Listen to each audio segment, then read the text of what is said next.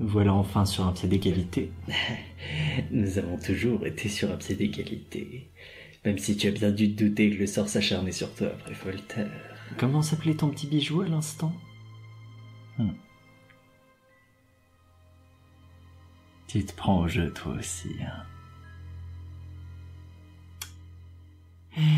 Il s'appelle Irony. Un bien âpre poison même avec un peu d'expérience. Mais pour le clou du spectacle, l'ordre divin qui mettra un terme à l'une de nos deux vies, mon chimiste lui a trouvé un nom que j'aime plus que tout.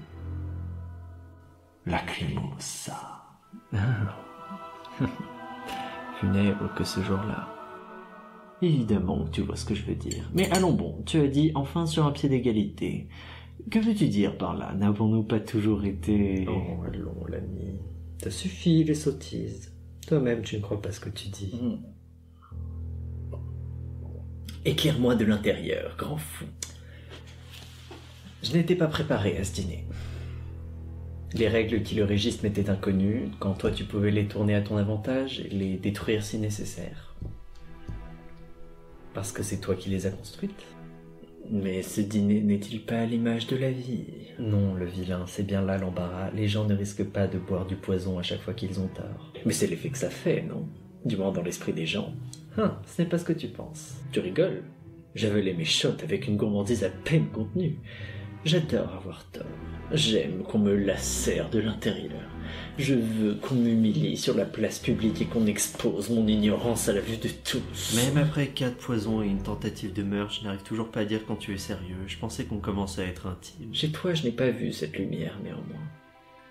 Comme si tu y laissais quelque chose à chaque fois que tu perdais. Oui, ça ne me coûte rien de l'admettre. J'ai pris quelques coups ce soir qui auraient pu m'être fatals.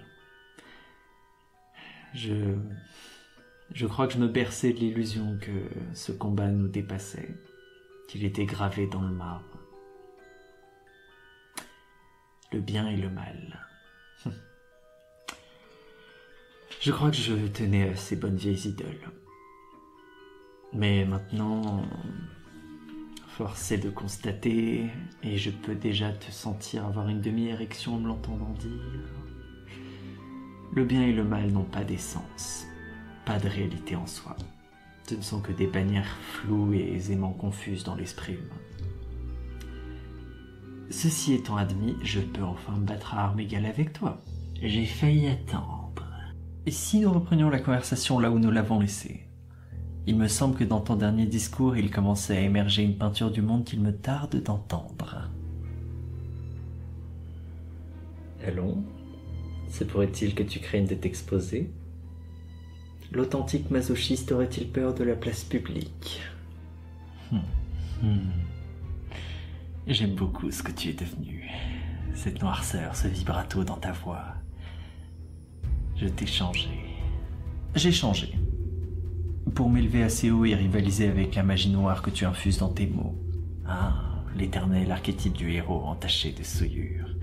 L'abysse sait sans aucun doute déverser dans mon regard, oui, je sais. Maintenant, cesse d'esquiver la question. Quel œil portes-tu sur le monde pour adopter un tel nihilisme?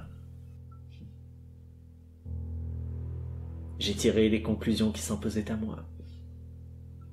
L'existence est absurde, la souffrance fugace, incapable de constance, l'amour, une lame charmeuse sur laquelle les humains viennent se frotter et se lacérer pour aller mourir un peu plus loin. Car non, ce n'est pas l'amour qui tue. Non. Ce sont les suites de l'amour, son sillage dévastateur qui s'en charge. Une fois encore, je suis bluffé de voir que tes mots résonnent en moi. Je t'en prie, continue. Mais moi, je ne veux pas aller mourir un peu plus loin. Qu'elle m'achève, qu'elle finisse le travail, cette lame. Mais avant, je veux toucher les cieux de bonheur, je veux imploser de vitalité, je veux que mon cœur batte à tout rompre, mais surtout, je refuse de mourir par désespoir.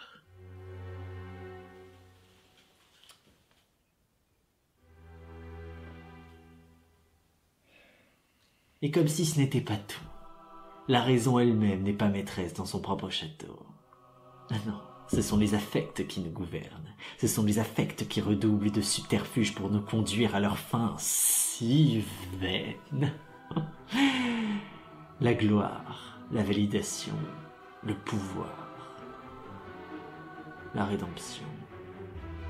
Dis-moi, le héros, dis-moi quel dieu lâcherait une créature si imparfaite dans les torrents de ses tourments, si ce n'est un dieu au cœur, profondément cruel, et qui lui seul jouit de l'absurdité de la pièce dont il est le seul metteur en scène.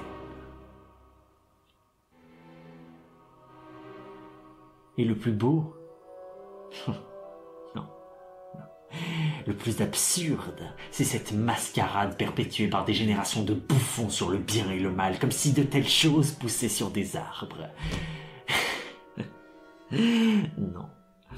Non. Où qu'il se cache, notre Créateur se fiche de ce que nous faisons sur cette terre. Il n'y a pas de justice divine. Le monde est injuste. Nous couvons tous en nous un démon qui ne demande qu'à être nourri, à devenir plus fort, plus impétueux, plus vorace. Et la conscience morale, oh,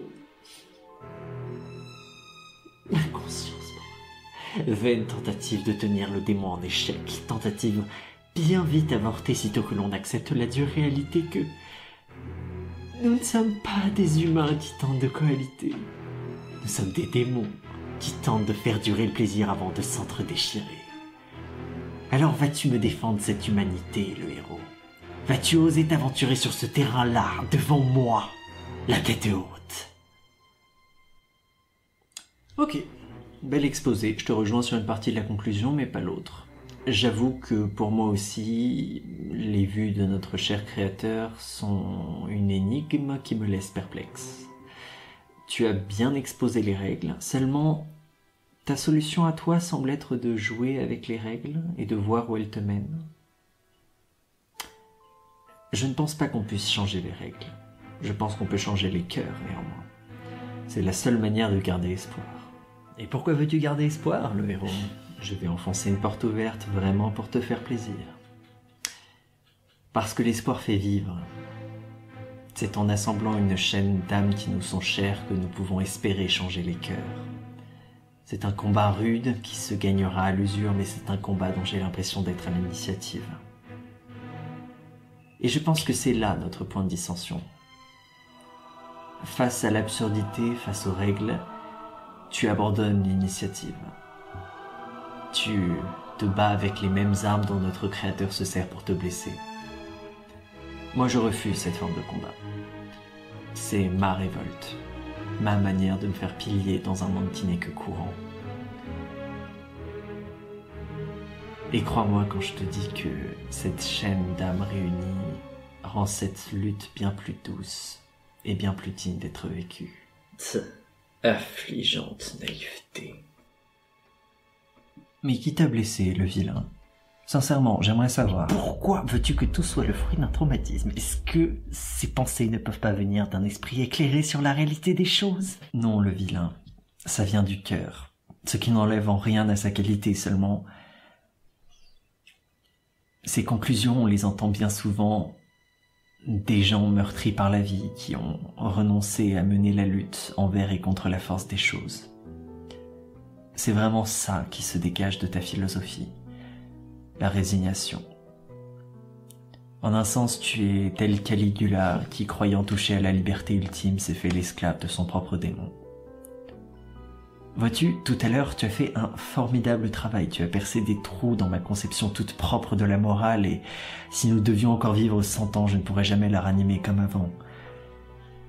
Tu décrètes que si elle n'est rien d'absolu, alors elle n'est rien de réel et nous ne sommes obligés en rien. Et ça, c'est vrai. Mais c'est aussi pour ça que la moralité doit être une affaire de choix. Tu crois sans doute être libre maintenant que tu t'es défait des chaînes de la morale, mais pour quelles autres chaînes les as-tu délaissées?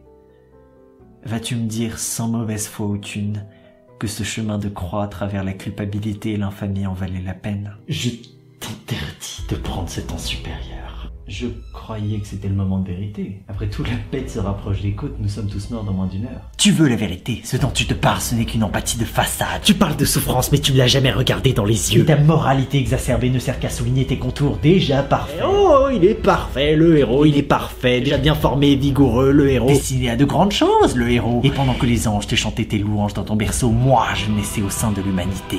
La vraie. Brisée, déchue, névrosée, envieuse, colérique, Paresseuse, lascive, vaine, immodérée, fière.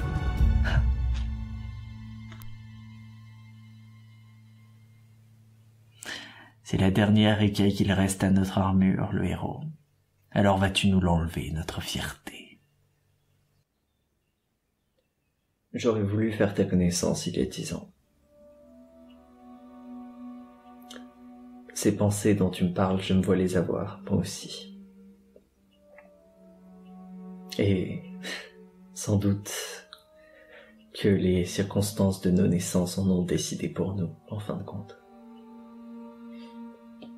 Mais j'ai bon espoir que si je t'avais rencontré, peut-être que j'aurais pu te convaincre de rejoindre ma chaîne et lutter contre le courant avec moi. Peut-être est-ce moi qui t'aurais convaincu de quitter les rails et recourir à la dynamite. Sans doute. Sans doute. Sans doute étions-nous destinés à débattre de tout ceci à cette heure si fatidique. Mais je veux que tu saches que si je me tiens encore devant toi à te défendre ma philosophie, l'espoir d'une humanité meilleure, c'est sans aucun doute parce que je la défendrai jusqu'à ma mort. Je boirai tous les poisons qu'il faudra pour ça. En fait, c'est une pensée qui me réchauffe le cœur. Et je sais qu'à cet instant, il bat à l'unisson avec celui des miens.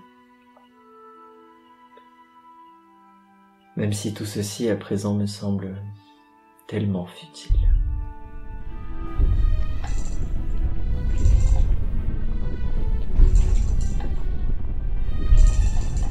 Je ne sais pas, le héros. J'ai bon espoir que nos paroles pourraient remonter le fleuve du temps et tomber dans l'oreille d'un pauvre bougre avant de s'évanouir dans l'oubli. Très bien. Si c'est ainsi que cela doit se finir, portons ce dîner à sa conclusion logique. Aucun regret, le héros. Prêt à confier le jugement de l'humanité à la fortune? Je ne pense pas que la fortune y ait été pour quoi que ce soit lors de ce dîner. Mais en effet, je m'en remets au verdict. Ta plaidoirie de l'ange déchu, ma défense de la révolte en commun, ta parole contre la mienne. À la fin de toute chose, et à la mort la tête haute. Mais promets-moi une chose, le vilain. Faisons un serment et promets-moi de t'y tenir. Je ne doute pas une seconde que celui qui accueillera Lacrimosa dans ses veines connaîtra toutes les peines de l'enfer. Que l'autre l'achève. Une mort rapide et digne. Tenu. Tenu.